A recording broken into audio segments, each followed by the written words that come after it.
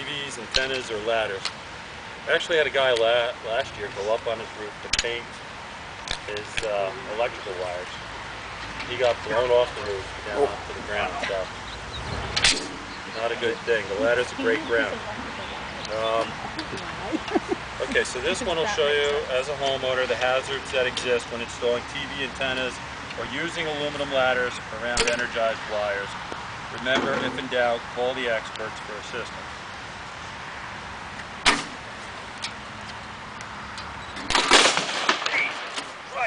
I hate that.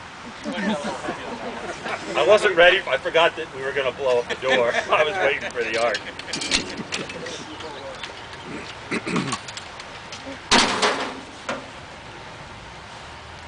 Okay, the last one we'll do here is the okay. We'll do our rubber gloves.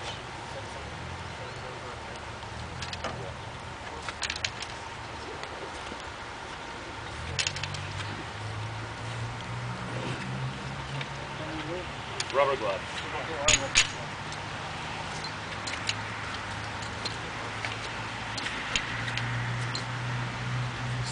We've found that some fire departments, they're probably electricians, but carry these rubber gloves on their trucks.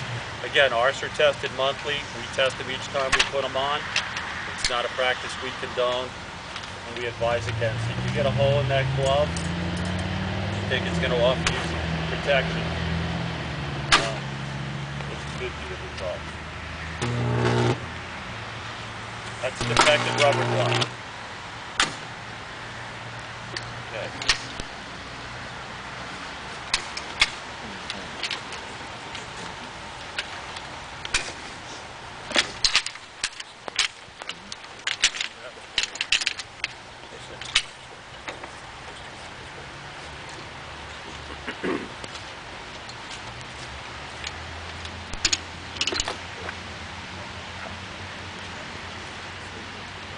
Okay, we do the bolt cutters.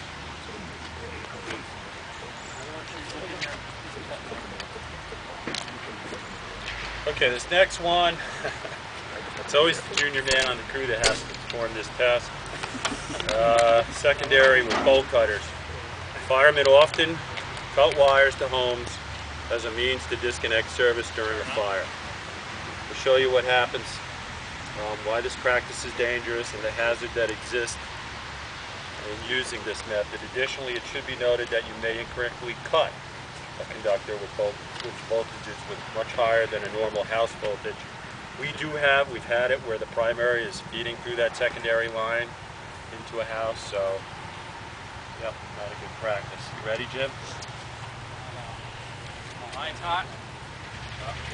Nope. Hold on. You do something? That ground fault.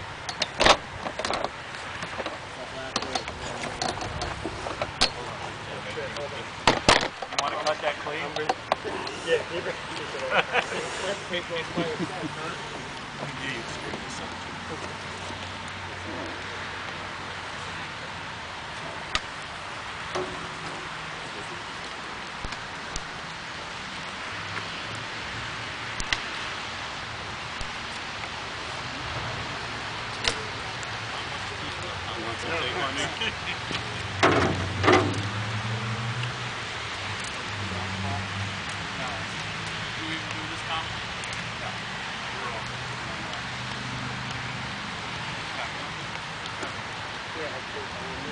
I know a lot of times you guys are waiting long periods for us to show up to fill that power to the house. See Tommy Leather out there, he's sometimes full meter. Probably your best bet if you have to do it.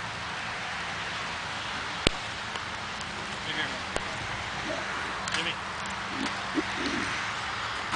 Well, we've had a few bad experiences the last couple of years with down power lines, and especially with the storms. You'll have a 4800 Delta line on the ground laying in a puddle, and it looks dead. It's been on the ground for 3 days. This really happened. And then the dog goes up, somebody was walking this dog on a leash, and he drinks from that pond there, that puddle, and it kills him. So it may look dead, and it's been there for days, but it'll lay there for dead. or for days, and it'll still be live. So how do you know if it's electric line or telephone line or something? Well, that's another thing that, it's a good question you bring up, because even though you see, some of you may be able to distinguish between a cable line, a telephone line, electrical line, some guys can't. Just assume that they're all. I mean, when a pole comes down, it's just a mangled mess out there. If it's in contact with our primary, it's going to have a primary voltage on it. I've seen telephone with primary on there. I've seen cable.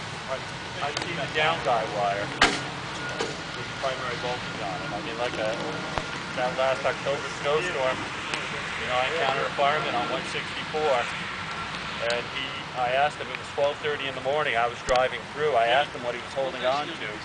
He said it was a down guy. I got out of my truck, I shined my light out there, what he was holding on to was 7,620 volt primary line.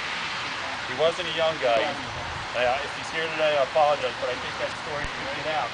I got out, I shined my light on, I shined it up to the pole, holding on to a 7,000 volt line. In that case there, the fuse had dropped in the cutout like you saw here today. But the 3 wires that were up there were main 3-phase right out of the station. So it was all energized. I wouldn't have touched it, not even with rubber gloves. Ready? Ready.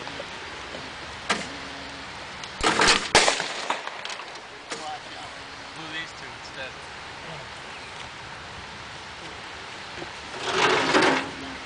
That's because you're using He wants to try it again? You're using them worn out bolt cutters now. Let's get him a better set off your truck, Rob.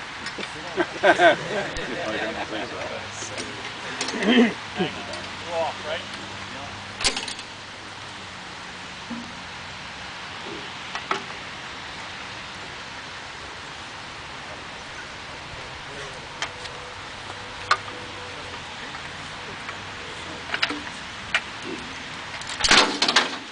We also had those guys there in Nina last fall driving down 343 again in their fire truck, and the pole landed on top of that truck, and the wires were burning on their hood. They were lucky they got out of that truck. I mean, if you have to, yeah, that's what you do. Take that flying lead. It's not for anybody to stay in there without those wires burning on the hood of your truck the way they were. So the smoke was getting inside the cab. Yeah. Yeah, that's dangerous. What is the rating on that? These are really, I think we're using 1 amp here today. Typically in the field, you'll see 180s, 65. Those are the laterals off the main line. So all the 3-phase main line like you see here, there's no fuses on them. They come right from the substation. There's no fuse protection. The only protection you have there would be the breaker back at the station. And that station breaker is designed to come on 3 times. So it sees a fault, it opens, the fault's still there, it'll open again, close, and then open out 1 more time and stay open. What's the delay? What's the duration between those resets? All different. Ed, I knew you were going to ask me. about 3 to 5 seconds. 5 seconds. Also, it's quick, so it's not like 5 minutes or anything. Ready, Thomas? Yes. Try it again. Yep. Let me know it's not.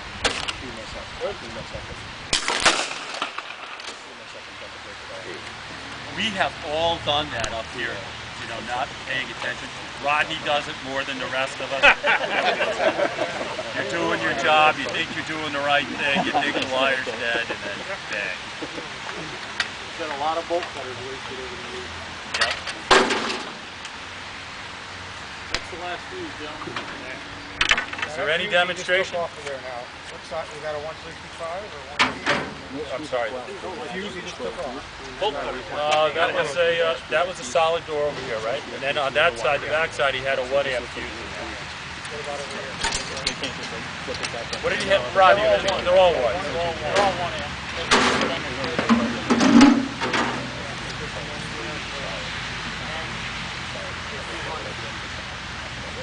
We have on a bigger surface, the lower surface.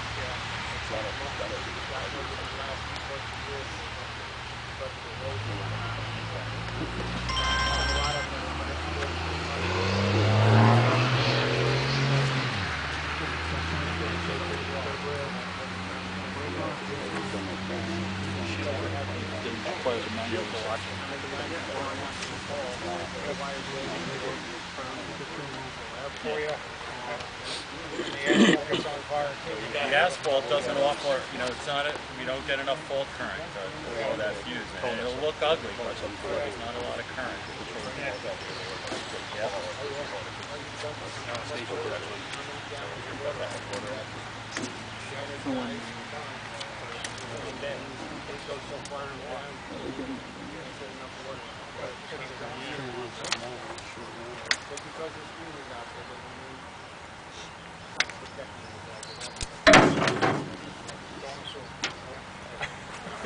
Especially with the delta circuits. Delta circle will sit on the ground with multiple grounds and it will not blow a fuse. Whenever there's, I hate to say it like this, a fatality, it's always because of the delta fuse. The delta just lays there, it'll lay there for days, and it'll be energized. And people, after a storm, they see that wire laying there for days, and on the second and third day, and that's when that dog died, it was like the third day after the storm, they just thought it has to be energized by now. They let the dog drink from the bottle, and that dog died at the end of their lease. So if we see the wires like that, just hanging around for a couple of days, we should call. Just assume they're alive, Oh yeah, call. I mean, I know you're gonna tell me. We tried calling, you can't get through, but it's the best way to do it is try to report it. The more times you get it reported, maybe it got missed. Never got reported or something.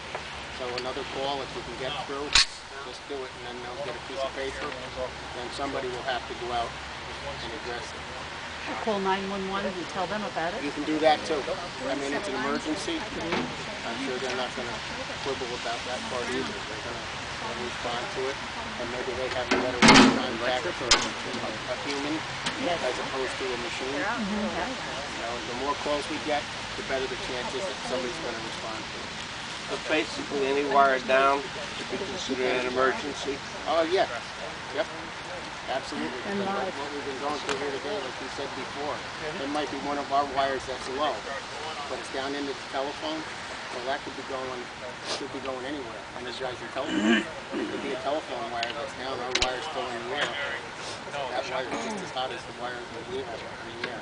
So anything is an emergency. You see it, so Yep.